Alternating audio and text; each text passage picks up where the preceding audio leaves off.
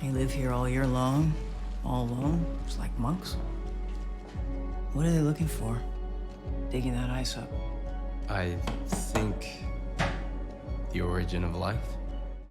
I think that Glacier National Park in Montana is the farthest north I've ever been. There was a period when I watched a lot of reruns of Northern Exposure though.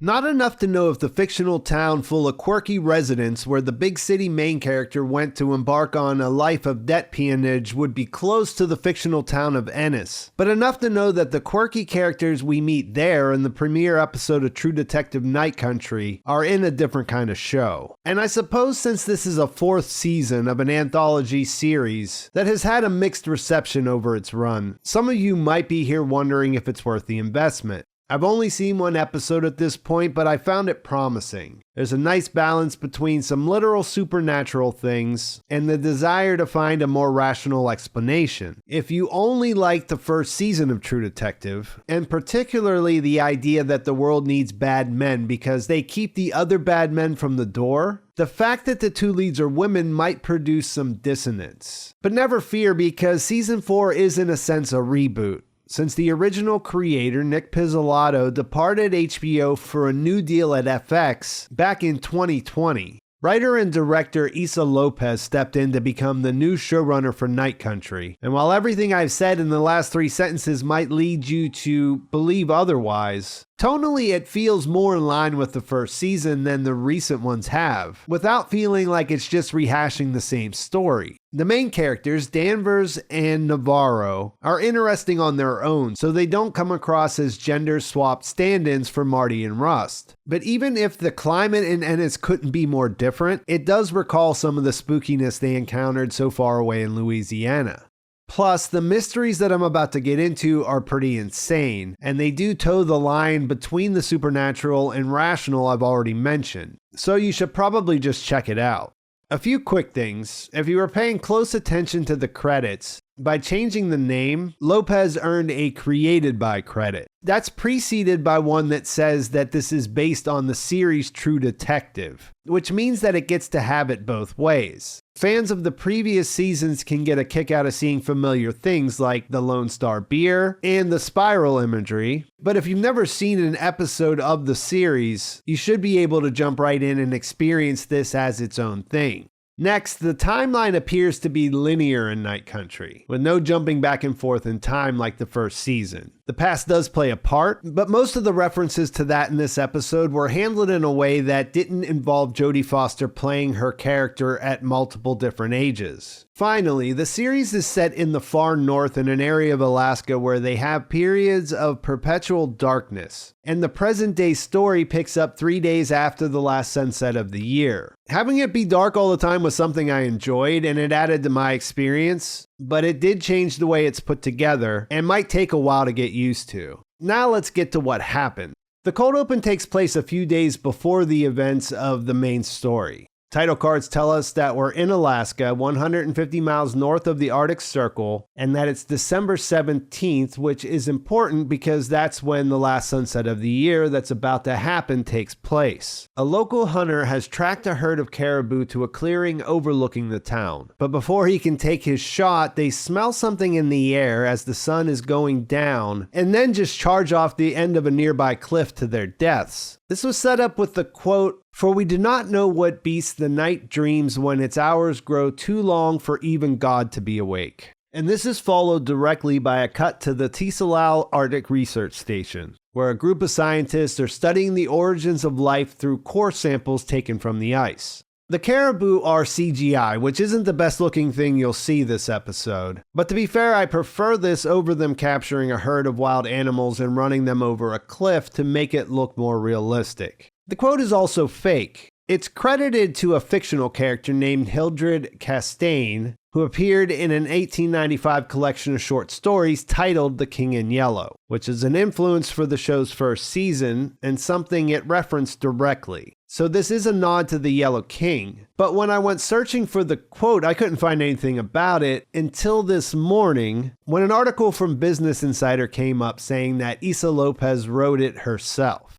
She explains, I was looking for the perfect quote to talk about the things that hide in the dark, and I couldn't find it, so I wrote it. That's one mystery that was giving me a headache solved, but she also mentions in the interview that there are a lot of clues in the opening credits, which some of the more obvious ones that jumped out the first time I watched it were the polar bear with the missing eye and the protest signs, but she says they went crazy with this, thinking of all the little clues they could put in the show. One mystery I was able to solve through a search was the name of the research center, Tsalal. That is the name of an island in Jules Verne's book An Antarctic Mystery, which oddly is a continuation of Edgar Allan Poe's only novel, The Narrative of Arthur Gordon Pym of Nantucket. There's a nice parallel of Night Country being a continuation there, but according to the wiki, when the characters in the story reach the island, it's completely devastated and deserted. This was due to a recent earthquake, but they also found the remains of the natives who lived there, and they all appear to have died long before the earthquake hit. The show's version of Tsalal presents us with the central mystery of the episode by introducing an international group of what look like run-of-the-mill research scientists to me, who then disappear. Nothing they're doing appears to be out of the ordinary, except for the shaking. As a researcher named Facunda is recording himself making a sandwich, he notices Raymond Clark nearly convulsing behind him, who then turns and says she's awake, with a terrified look on his face. Beyond the strangeness of the shaking, two things jump out here. He looks like he just came in from the cold. You can see unmelted snow on his jacket, which is also the second thing. The parka he's wearing with a smiley face patch on the shoulder is something that catches Danvers' eye later, prompting her to show it to Navarro. Clark is a paleomicrobiologist, and the shot of his webpage tells us that his research career focused on understanding the molecular basis of staph infections, which is something that we should keep in the back of our minds because I alluded to the supernatural being literal this season, which is something I'll come back around to, but we're also looking at possible explanations for every strange occurrence like his shaking fit. These 8 men do all go missing, and as Danvers describes it when she arrives to investigate the scene, it's like they went to take a leak and never came back. Beyond the TV being stuck in a loop of Ferris Bueller's lip-syncing twist and shout, there are only the words "We are all dead" scrawled on a whiteboard, and a severed human tongue on the floor as hints that something happened at the scene. The writing on the whiteboard is noticeably not there when we first see it in the introductory montage, and the tongue doesn't belong to any of the researchers. As they investigate the scene, we get to know the characters. Liz Danvers is the Ennis police chief, who you suspect might have a heart of gold since she's played by Oscar winner Jodie Foster, but that doesn't really turn out to be the case. So far, she just seems somewhat jaded and abrasive. She has either a stepdaughter or an adoptive daughter, I don't think it was entirely clear, named Leah, who she has a strained relationship with. In a later scene, she has to go pick her up after she got caught making a sex tape with her 16-year-old girlfriend. They almost get in an accident with a drunk driver on the way home, and that leads to a conversation where you get the sense that Leah's father, who was also Danvers' husband or maybe just boyfriend, was killed in an accident that involved drunk driving. At the end of that, Leah says that Liz doesn't have to be her mother and that her father would understand. And Liz doesn't want to talk about any of that, even if it's clear it's getting to her. And later when she's asleep, she dreams of a son she calls Holden, who puts his hand on her shoulder and repeats what Clark said at Tsalal. She's awake. And when she wakes up, she finds the stuffed polar bear missing the eye from the opening credits. The one thing she does have going for her is she knows how to do her job. That's evident from the time she walks in the door at Tsalal and driven home when she figures out the men have already been missing for days because of the state of the mayonnaise on the sandwich that Facunda was making. Her second in charge is Hank, who she also has some history with. That makes him a little more of a wild card at this point, because even though they work together, there is some distance they keep between them. We do know that Hank is expecting the arrival of a Russian bride named Alina, someone he's been talking to on the internet, and I'm sure we'll learn more soon because his relationship with the woman they arrested for drunk driving is a reminder that most of the people in this small town's lives are deeply connected.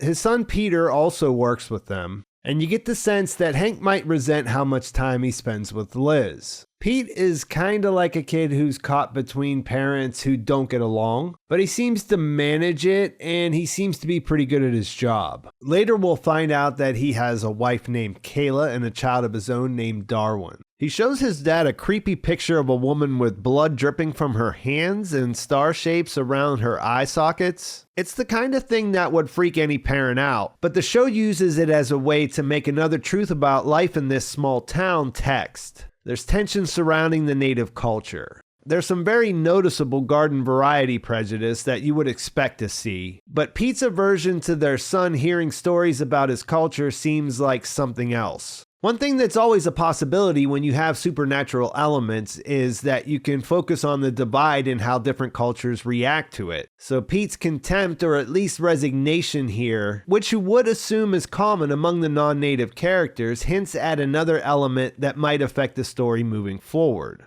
To get back to the tongue, Liz recognizes it as a native woman's because of some scarring that results from licking thread while mending fishing nets. She also says it's been there for a while because of the color, and when word of its discovery gets out, that brings another main character into the picture. Evangeline Navarro is currently working as a state trooper after having a fallout with Danvers, sort of. The explanation of why she's where she's at and what is really going on between them is something that evolves throughout the episode, and I doubt we've gotten to the core of the truth yet. In her introduction, as she subdues a drunken domestic abuser, we see that she's pretty good at her job too. And when she comes to the station asking about the tongue, we see that the tension between these two is palpable. At first, its origin seems to surround an old case that Navarro can't let go of. It involved the murder of a local activist named Annie Kay, whose tongueless body was found 6 years ago.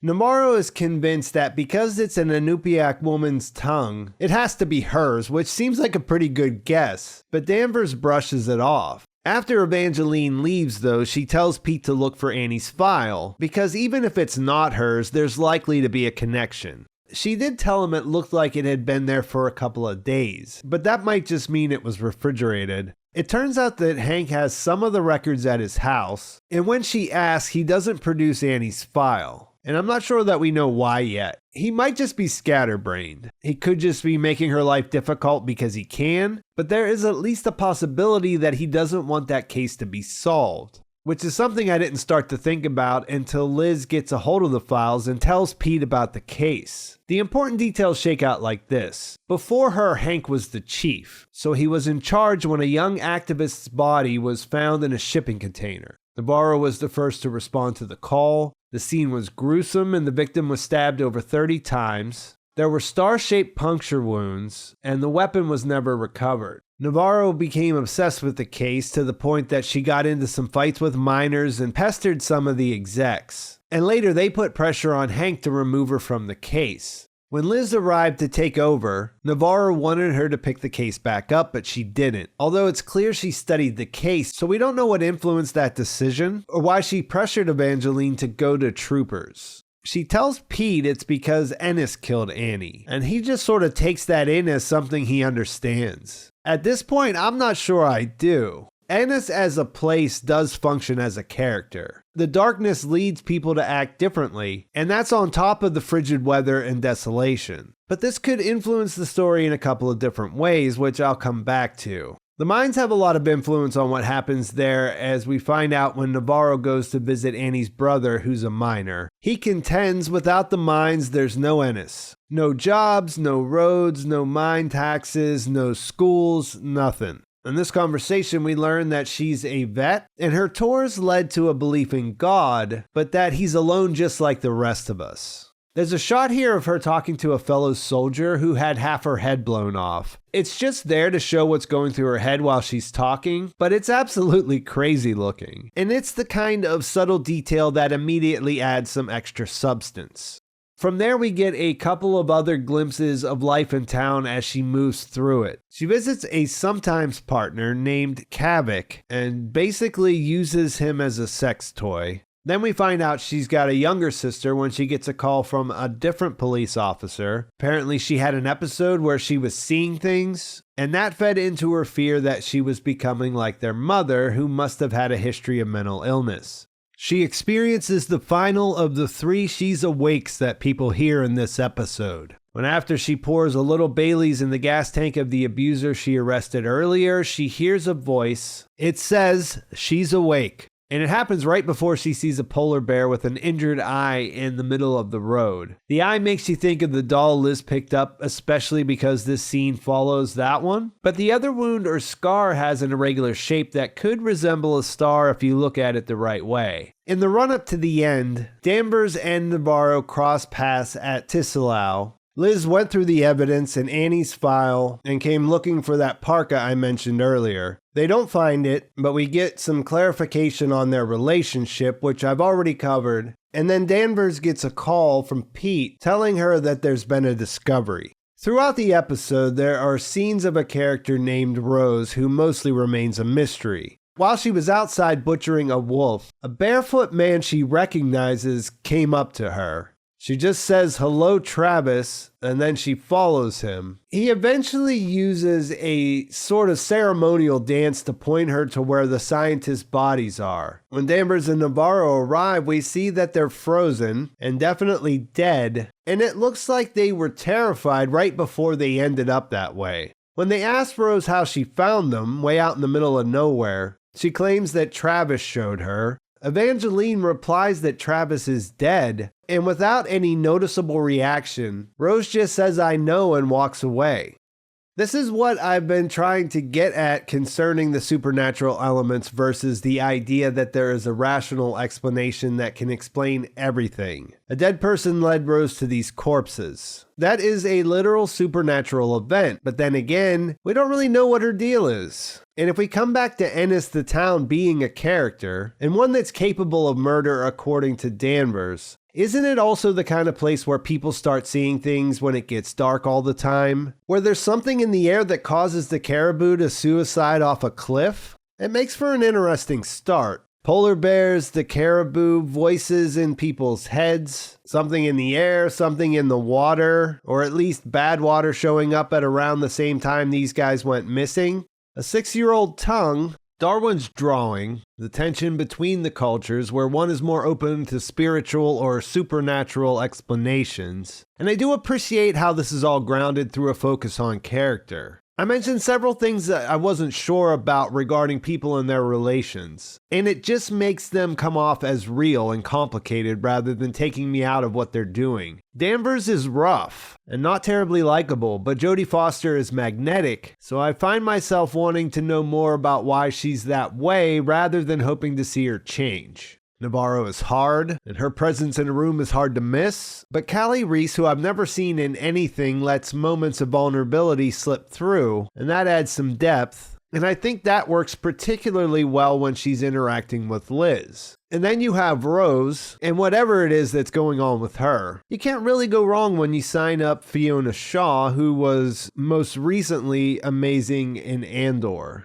Comparisons to Marty and Rust in the first season in general are inevitable when a show carries the True Detective name. If you're going to use it, you know what you're getting into and should plan accordingly. I did rewatch the first season to get ready to cover this one, and I think Night Country does a good job of making enough connections. There's something there that feels like True Detective. Haha! Cole did spend most of his childhood in Alaska because his father Travis moved there. But two things I liked about the original were the contrasting qualities of the two detectives, and the psychological slant to what made it feel scary. Right now, Night Country feels like it leans more toward horror, and the divide between how the detectives think and work isn't as dynamic. That's not to say that either of these are bad things. They could turn out to be refreshing choices. I'm just saying that I'm curious to see how those differences will shape the rest of the season.